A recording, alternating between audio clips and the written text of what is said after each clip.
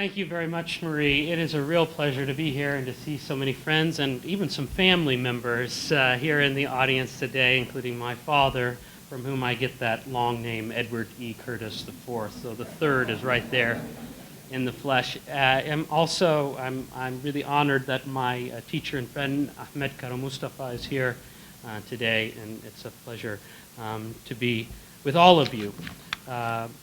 I also want to thank Deborah Kennard for helping to arrange such a wonderful visit. I've had a wonderful day at Washington University, and we'll be here tomorrow, and Deborah's efforts make all of that possible.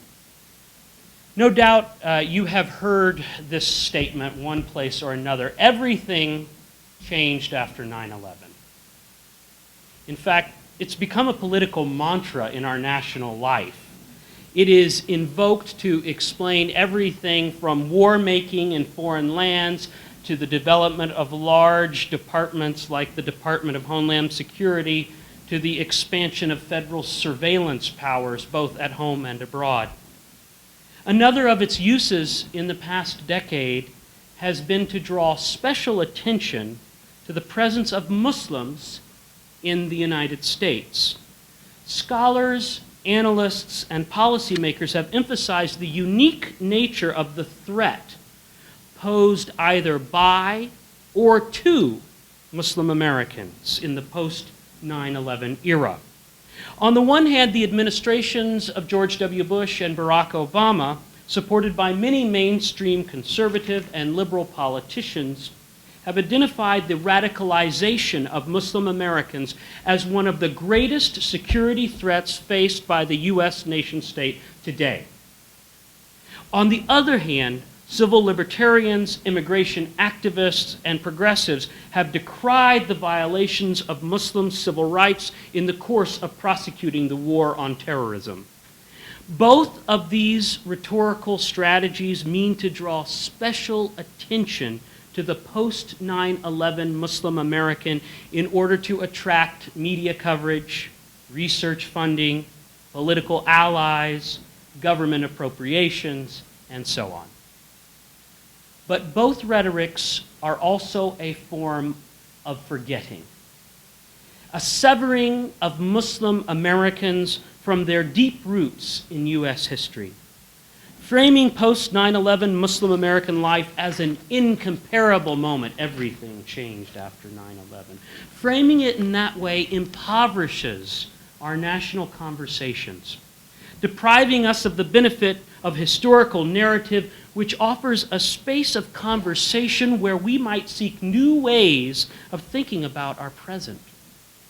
Now, I've been working, as Marie Griffith told you, over the past several years to recover the voices and activities of Muslim Americans from the colonial era until today. And much of my work has been geared toward both scholars and general readers alike. Like today's talk, my recent work seeks to engage people inside and outside the academy, the ivory tower, in discussions about the meaning of Muslim American history for contemporary times. Today, I will focus on one key theme in Muslim American history: the belief that Muslim American dissent is a threat to national security. This is not a new post-9/11 theme. There are important similarities between pre-9/11 and post-9/11 state repression of Muslim Americans. For much of the 20th century, however, it was not Muslim immigrants, but rather indigenous African American Muslims who were, from the point of view of federal authorities, the public and potentially dangerous face of American Islam. Now, I will outline two historical phases in which such suspicions of Muslim Americans arose and developed. The first phase is from the 1920s to World War II. The other phase is from after the war, after World War II, until the 1960s. I will then explain how, toward the end of the 20th century, the fear of black African American Muslims was replaced with worries about mostly brown Muslim immigrants who had Asian American roots. The parallels between earlier and later periods of state repression of the state repression of Muslim Americans are striking. We seem to be living in a new age of consensus in which, like the late 1940s and the 1950s, a vital center has identified Islamic radicalism, or what is sometimes more politely called violent extremism, as an existential problem. I will conclude the presentation by arguing that in combating Islamic extremism at home, the state seems to have framed a large part of Muslim American political activity as a dangerous expression of extremism, just as it did in reaction to the growth of Islam among African Americans in the 20th century. By way of prologue, however, before we get too depressed, let me mention that it hasn't always been this way. One mistake that participants in the national discourse on Muslim Americans sometimes make is to assume that prejudice toward Muslims is unchanging, static. Now, to be sure, fears of Muslim beasties and monsters in North America are as old as the Puritans and other Europeans who brought such fantasies with them from the old country. And certain common features of Islamophobia, ideas about Islam and Muslims as violent, misogynistic, and backward, have remained potent throughout U.S. history. But our national discourse on Islam has been far richer than this. In the pre-Civil War period, for example, the administration of President John Quincy Adams identified enslaved Muslim Americans such as Abdurrahman Ibrahima as foreigners who were friendly to U.S. interests.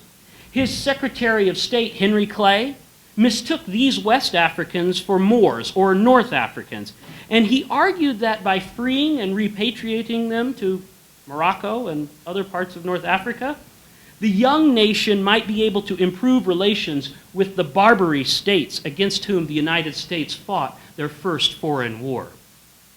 With Clay's approval, Abdurrahman Ibrahima was feted up and down the East Coast by some of the U.S.'s most important citizens, people like David Walker, the author of The Appeal to the Colored Citizens of the World, the Tappan brothers, the great philanthropist, Francis Scott Key, who wrote the Star-Spangled Banner, and Edward Everett, the man whose long speech was soon forgotten after Abraham Lincoln got up to give the Gettysburg Address.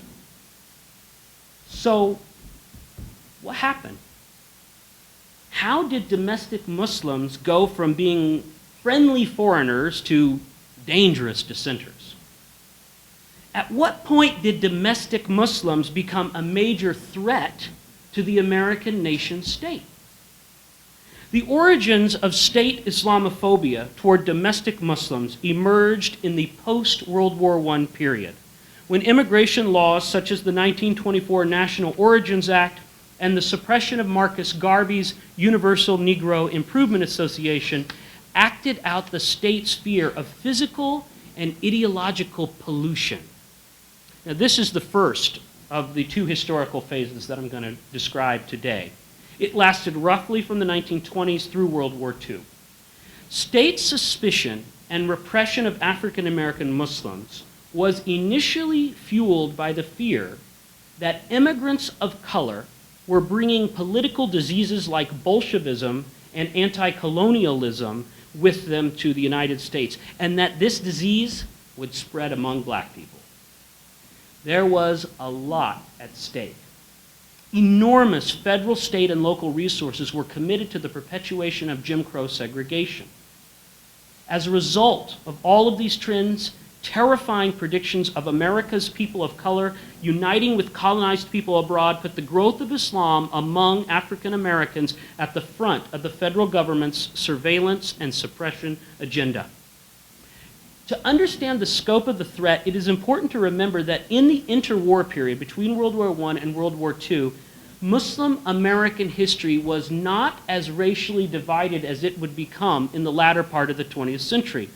All Muslim Americans, with the exception of the very few white Americans, Muslims who are white Americans, were racially oppressed in this period. Asian Americans, like black Americans, did not succeed in fighting the legal discrimination against them until after World War II. Before 1945, they were treated by the executive and judicial branches of the federal government as non-whites. They were defined, in effect, as non-whites by the National Origins Act, and in at least one dramatic case, were subject to lynching. The period between World War I and World War II was one in which there was an alignment of interests among some Muslim Americans who viewed one another as fellow travelers in the fight against Jim Crow segregation and colonialism. This alignment of interests can be seen, for example, in the work of Muhammad Sadiq, the first North American missionary of the Ahmadiyya movement. Now, doctrinal disagreements would later restrict the interaction of Ahmadi followers, or followers of Muhammad Sadiq, with other Muslim Americans. But in the early 1920s, those doctrinal or denominational squabbles did not yet exist in Muslim America. In 1922, Sadiq created a permanent mission along Wabash Avenue on Chicago's South Side, pictured here. He also started the Muslim Sunrise, a newspaper that documents the emergence of the first Muslim American denominational body that was national in scope. This accomplishment was the result of Sadiq's strategy to target African Americans for conversion. Sadiq brought together teachings about the Quran and the Sunnah, or the traditions of the Prophet Muhammad, with post-World War I agitation by people of color for freedom. On the one hand, he emphasized the ecumenical appeal of Islam as a religion of social equality. Islam is for all people. On the other hand, Sadiq argued that Arabic and Islam were part of an explicitly African past that had been taken from blacks when they were enslaved. He endorsed the activities of Marcus Garvey and sought converts from Garvey's UNIA.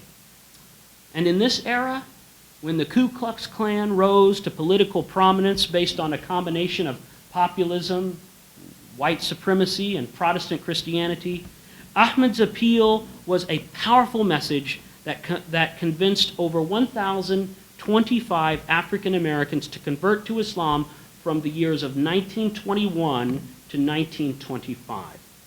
And here are 4 of them. One of the common misconceptions about Islam in Black America is that it started and remains a movement that is primarily attractive to men. The photographic evidence from Muslim American and other periodicals, in addition to the roles of converts and their female names, indicate something much different, that the appeal of Islam was to both men and women. And this is a particularly telling picture for another reason, too. We see African American women combining the African American vernacular and religious traditions, the kinds of hats that you might see on Sunday morning just a few blocks from here in predominantly or historically African American churches, with Asian veils of one kind or another. Now, Sadiq was only one of several foreign-born Muslim missionaries and political activists who sought African American religious converts or political allies in the 1920s. There were others, including Duze Muhammad Ali. He was the founder of the African Times and Orient Review. And Sati Majid. Sati Majid established Muslim organizations or led groups of both foreign and African American Muslims in New York, Detroit, and Pittsburgh. And you see here the Arabic. This shows the utility of foreign archives to understand religion and politics in the United States. If it were not for Sati Majid's archive in Khartoum, Sudan, we would not know about this period of American religious history. So here we have the Cairene brothers, and pictured in front of them is the great religious guide, Sheikh Sati Majid, Sheikh al-Islam fi America, the Sheikh of Islam in America, and this is taken in a certain region of Cairo called Muammar. So this is Sati Majid, and then finally, there we go. we have Noble Drew Ali, or Timothy Drew. He was a Muslim missionary, but he was American-born, born in North Carolina, taking on the name Noble Drew Ali after he became a Muslim and created the Moorish Science Temple in the 1920s in Chicago. The formation of American Islam as a simultaneously religious and political response to colonialism and racism only accelerated in the 1930s. And I'm throwing a lot of names and pictures at you, mostly to get across the point of how widespread and yet little known today was the formation of various Muslim communities among African Americans in the interwar period, and why its widespread nature, why it makes sense that its widespread nature would then lead to a response from the federal government, who was very scared about the growth of Islam among black Americans. In 1930, W.D. Farad Muhammad, a person of color whose background remains contested, founded the Nation of Islam, an organization influenced by the Moorish Science Temple. A year later, 1931, Muhammad Izzeldin, who's not pictured, the former James Lomax Bey, went to Cairo, Egypt, and studied Islam under the auspices of the Young Men Muslims Association, like the Young Men's Christian Association for Egyptians. Izzeldin came back to the U.S. in 1938 and established the Adenu Allahi Universal Arabic Association, the Religion of Our God Universal Arabic Association, which is an African-American Sunni Muslim organization along the East Coast. Then in 1937, Wali Akram, depicted here, formerly a leader of the Ahmadiyya movement, who was converted by St. Louis Sheikh Ahmad Din in the 1920s, created a Sunni mosque in Cleveland. By 1939, Daoud Ahmed Faisal, who had connections to Muslims from the Middle East and to African American converts, had rented a brownstone in Brooklyn for his international interethnic Sunni mission on State Street. Then in 1943, all of these Sunni organizations, they were all black Sunni organizations, convened at the All-Muslim and Arab Convention in Philadelphia to form the United Islamic Society of America. The FBI viewed the transnational ties and diasporic consciousness of black Muslim Americans as truly dangerous, especially as thousands of African Americans, Muslim or not, put their hopes in the messianic prophecy that the Empire of Japan would liberate them from the cage of American racism through a direct military invasion of the West Coast. During the late 1930s and early 1940s, black Muslims, black Jews, advocates of black immigration to Africa, and Pan-Asian solidarity declared their public support for Japan, a fellow colored nation. A Japanese national, Major Satokata Takahashi, formed a development of our own group to galvanize such feelings in Detroit, Chicago, and here in St. Louis. Several African American leaders appropriated Takahashi's ideas. For example, Midi Maud Lena Gordon, a former member of the Garvey movement, created the Peace Movement of Ethiopia in 1932. The PME called for the return of black Americans to Africa, while also advocating for the war objectives of Japan. As the dream of a Japanese invasion spread in the early 1940s, the U.S. government arrested African American leaders suspected of stoking such feelings. Among the 25 leaders charged with sedition was Elijah Muhammad, leader of the Nation of Islam. Here, female members of the Nation of Islam, followers of Elijah Muhammad, wait outside of a federal courtroom in 1942 while the government is requesting a continuance in their sedition case.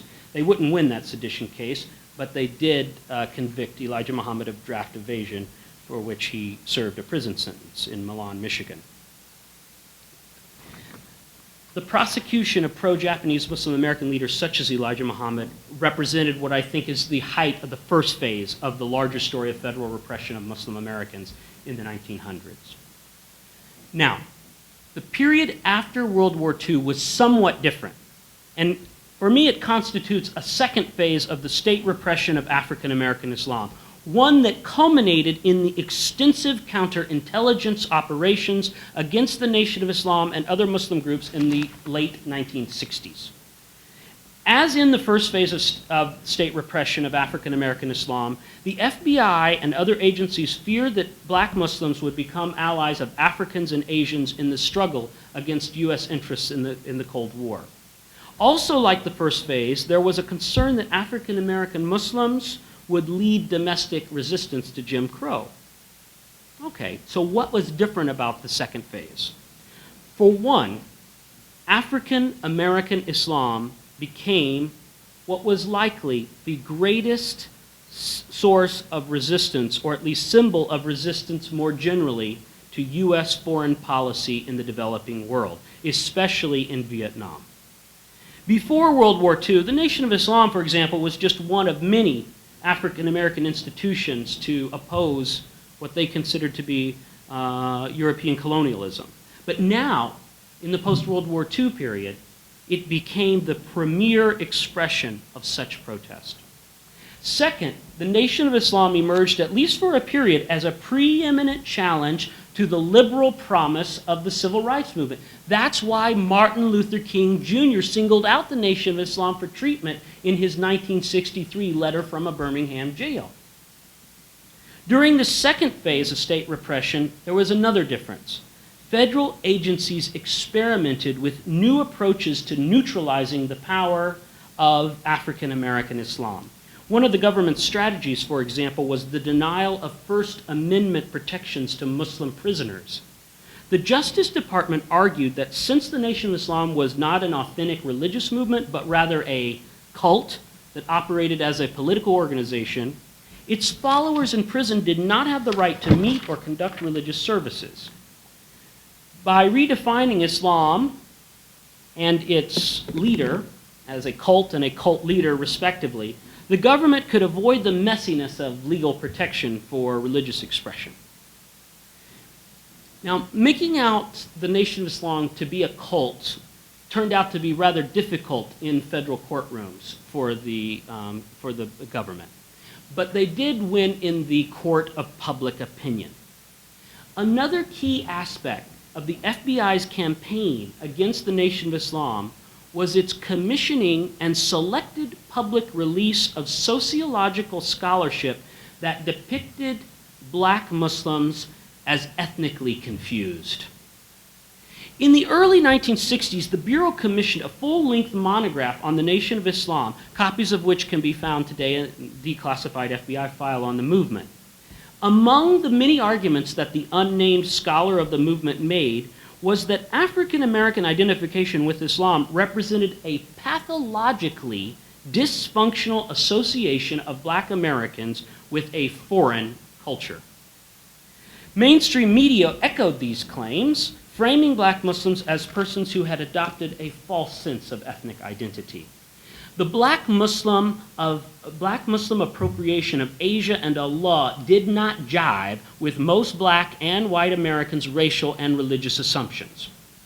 When black Americans depicted themselves as Oriental divines or Muslims, Jews, Hindu spirit mediums, they were seen as having betrayed their real black heritage. They were deluded fakes.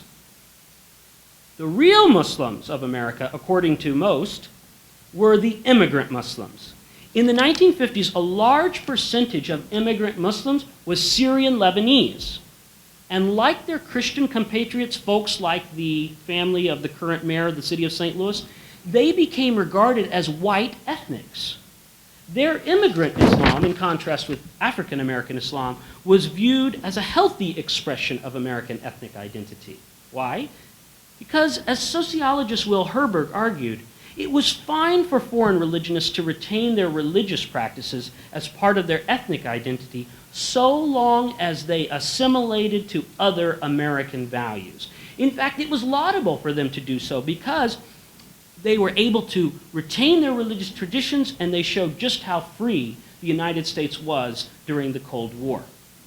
You could practice whatever religion you liked.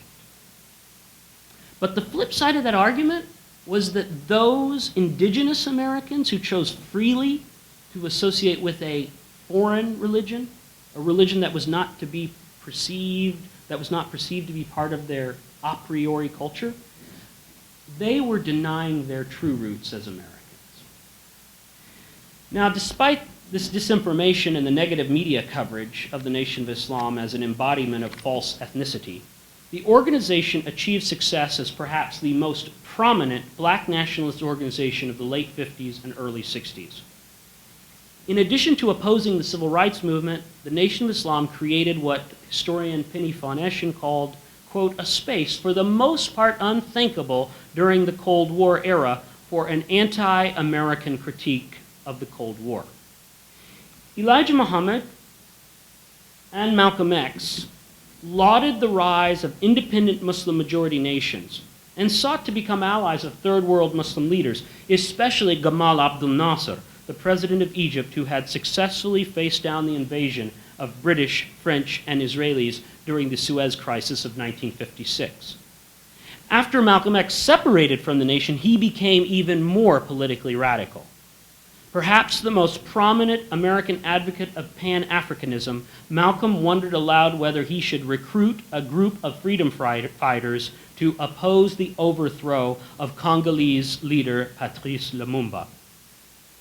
But there was no more effective symbol of domestic and international political resistance to U.S. power than Muhammad Ali. Ali, a hero to many people of color and leftists around the world, was seen as a fifth column, the enemy inside the walls by the U.S. government, which sought to blunt his rising popularity by convicting him in 1967 of draft evasion. It was by then a familiar way of dealing with troublesome black Muslims. In the second half of the 1960s, during the height of the U.S. troop commitment in Vietnam and the rise of young black power organizations such as the Black Panthers, the federal government also adopted even more aggressive techniques to deal with the Nation of Islam. Its weapon of choice was the counterintelligence program, better known as COINTELPRO. Though the FBI had long-run surveillance on the nation, COINTELPRO represented an escalation of government interference. This was the pinnacle of the second phase of state repression of African American Islam. It was also the high watermark of pre-9/11 fears about the Muslim threat to the American nation state. Counterintelligence operations included the placement of agents inside an organization, often within its leadership structure, the spreading of dissension and the planting of false information. Cutting its teeth first on the New Left, white hate groups, and the Communist Party in the early 1960s, COINTELPRO expanded its operations in 1967 to include, quote, black nationalist hate groups.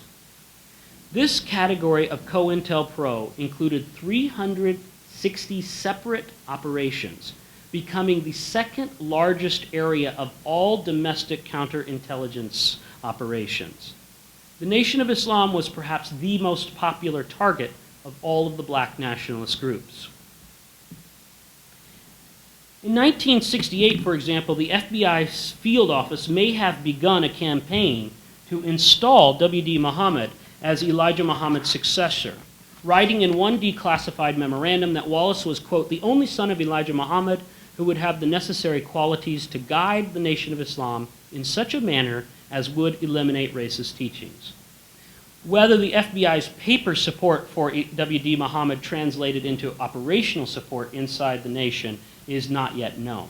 But we do know that under his leadership, the Nation of Islam became a downright patriotic organization with flags waving in the mosques.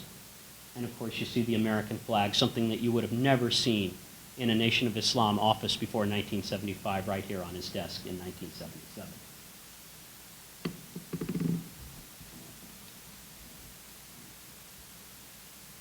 What are the parallels with our era, the post-9/11 era? After all, the public face of Muslim America has changed since the 1960s. It is no longer represented by bow-tied black men hawking copies of Muhammad Speaks or by the beautiful semi-naked body of Muhammad Ali. Despite the fact that the largest single ethnic racial group of Muslims in the United States continues to be people of African descent, The stereotypical Muslim is now brown rather than black. What changed? What explains the shift? It wasn't the Nation of Islam. While the original nation became a Sunni organization under the leadership of Imam W.D. Muhammad and changed its name several times, Minister Louis Farrakhan recreated a version of the Nation of Islam in 1978 that continued to follow Elijah Muhammad's teachings. He was able to attract thousands of followers, and 1 million or so men showed up in 1995 at a march he led in Washington, D.C., proving that Minister Farrakhan and his message still had relevance to religion and politics in the United States. It wasn't the Nation of Islam so much that changed. It was the government, which no longer saw the NOI, or the Nation of Islam, as a major threat. What replaced it? The transnational Muslim American terrorist is, of course, now the primary focus of domestic counterintelligence. This was largely a result of 9/11, though the FBI and other agencies were already at work trying to blunt the threat of Islamic terrorism before then. Their concern took place amidst the larger phenomenon of Islamism, or political Islam, which flowered in the 1970s as a religious and political response to repressive governments in Asia and Africa and to U.S. foreign policy. In the aftermath of the Iranian Revolution in 1979, foreign policy analysts, think tanks, and politicians interpreted Ayatollah Khomeini's consolidation of power in the revolution to be a new trend. The trend was the emergence of Muslim militant groups and governments bent on opposing the United States and its allies for religious reasons. In one sense, these analysts were right to fear an increasing threat to U.S. power abroad emanating from groups that based their political platform on Islamic ideas and symbols. In this era of global religious revival, many Muslim political parties and activist groups organized around Islamic themes and institutions, oftentimes because they lived in politically repressive countries where the government did not allow for freedom of assembly, association, or speech in other venues. The reaction of the U.S. government to this may be surprising. Both the administrations of Jimmy Carter and Ronald Reagan saw opportunities to advance U.S. interests by allying with some of these Muslim resistant groups and their Muslim American supporters. Thus, President Carter convened a meeting on December 5th, 1979, at which he, National Security Advisor Brzezinski, and 12 leaders of various Muslim American groups met to discuss how they might bring about a peaceful resolution to the Iranian hostage crisis. President Reagan and the U.S. Congress, as is well known, hailed the Islamic resistance to the Soviet occupation of Afghanistan, providing support via the CIA, Saudi Arabia, and Pakistan. What is less known is that the Reagan administration also allowed and encouraged interested Muslim Americans to contribute to the efforts of the Afghan Mujahideen via what was called the Jihad Fund of the Muslim Students Association. Their alliances were alarming development, or these alliances rather, between the U.S. and these Islamist groups were alarming developments for scholars and policymakers and politicians who saw their own interests as inherently opposed to those of the Islamists. For the opponents of Islamism, Islam was in and of itself a form of terrorism. For example, in the late 1980s bestseller, Terrorism, How the West Can Win, Israeli Prime Minister Benjamin Netanyahu argued that the world of Islam had invented terrorism in the Middle Ages, and even in the modern world remained medieval in its outlook. In addition, he claimed Islam was at its very heart anti-democratic and intolerant of diversity. After the Berlin Wall fell in 1989 and the Soviet Union finally came to an end in 1991, such stereotypes of the Muslim as enemy became even more prominent among U.S. foreign policy makers. Throughout the 1990s, Harvard professor and former National Security Council official Samuel P. Huntington popularized the thesis that conflict in the post-Cold War era would occur along religious and cultural lines. Huntington argued that Islamic and other non-Western civilizations were fundamentally irreconcilable with Western civilization. He claimed, quote, "The fundamental problem for the West is not Islamic fundamentalism. It is Islam, a different civilization whose people are convinced of the superiority of their culture and are obsessed with the inferiority of their power." U.S. presidents in the 21st century could not afford to be this simplistic and prejudicial.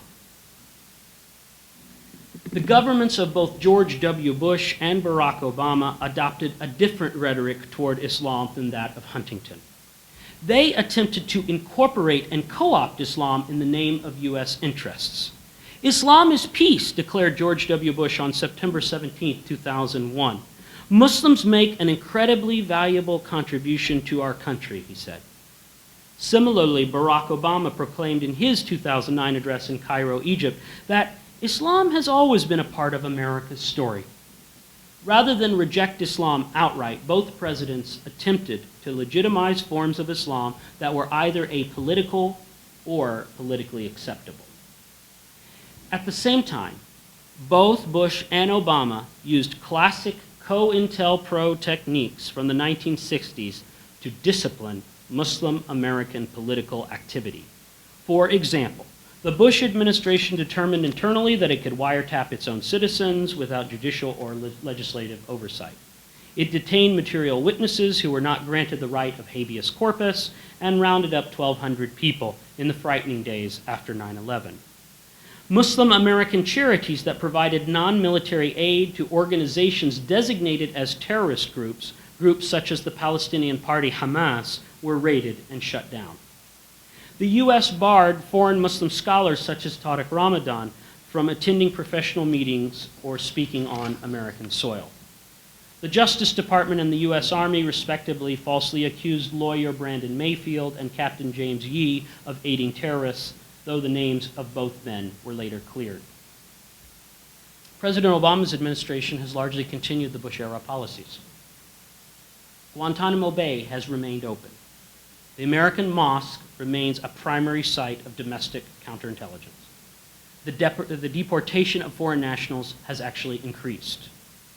Obama personally ordered the assassination of 2 U.S. citizens, Anwar al-Awlaki and Samir Khan, who produced speeches and web materials in support of al-Qaeda. We will never know whether they were guilty of committing terrorist acts because they were killed by drones, an act that many civil libertarians saw as a violation of their constitutional guarantees of due process and trial by jury. More recently, the White House gave its support to the National Defense Authorization Act, which allows the executive branch to detain foreigners and perhaps Americans accused of, quote, substantially supporting terrorism indefinitely without trial. On the domestic side of counterterrorism policy, the Obama administration outlined what it has dubbed the, quote, strategic implementation plan for empowering local partners to prevent violent extremism in the United States. Now, I don't mean to smile at that, it's just a typical government title. One of the primary sites for implementation of this plan is supposed to be the American public school, where teachers and students are going to be trained to identify potential terrorists. People who, according to National Security Council official Quentin Wiktorowicz, use the word, this is how you know you can identify a terrorist, if they use the word infidel, they defend Osama bin Laden, and they watch extremist videos. Now, this counterterrorism strategy for public education comes very close, it seems to me, to turning the United States into a paranoid society in which rebellious teenage boys are mistaken for terrorists. But rather than debating whether or not this or any other technique is particularly effective in combating terrorism, my question, and the question I want to leave you with, is this. Is there a way in the midst of our war on terrorism to carve out more public space for Muslim American dissent and dissent of all kinds? The government's new consensus on terrorism has helped to convey the message that if you support certain Muslim political parties or groups in Palestine, Chechnya, Afghanistan, Somalia, Yemen, Iran, and the list goes on, you should expect that at the least you will be put under surveillance. If you say publicly that you support Al-Qaeda, you should expect that the government will find a way to silence you by whatever means practicable. For many Americans, that may be an acceptable and even laudable restriction on free speech. But where does it end? Should support of Hamas or the Muslim Brothers or the Taliban be suppressed in a similar way? We have got to find a distinction between political dissent and terrorism. Dissent of various kinds can too easily be mistaken as the threat of violence or as violence itself. It's happened before, when the state overreacted to the growth of Islam among black Americans in the 20th century. At that time, many Americans, not just the government, saw the Nation of Islam and other black Muslim groups as crazy, hateful, and dangerous. One can see how the government would be frightened about African American Muslim support for a Japanese invasion during World War II, but in retrospect, does anyone really think that such support amounted to a real advantage for Japan in the war? In the 1960s, was the Nation of Islam truly on the verge of leading a violent revolution against the US government? There's simply no evidence to support these assertions. Today, if we open our national dialogue to include a greater variety of Muslim American and other dissenting views, I would predict that once again, many Americans will be offended what they hear from their fellow citizens. Perhaps some Muslim missionaries will dream, as they did in the 1980s and 1990s, of converting all Americans to Islam, something that is very hard to say in public today. Perhaps others will defend Iran's nuclear program. But you can be sure that the first people to challenge such views will be other Muslim Americans. That is exactly the kind of openness that we need. Defining dissent as unacceptable speech structures a national discourse on Islam in America that constrains Muslim American civic engagement and limits the political imagination of Muslims and non-Muslims alike. Instead, we should bring this and other forms of religious and political dissent into the public square. Now, doing so effectively requires the art of conversation making. And an engaged academy can help to craft these conversations away from the hot light of 24-hour news cycles and political debate.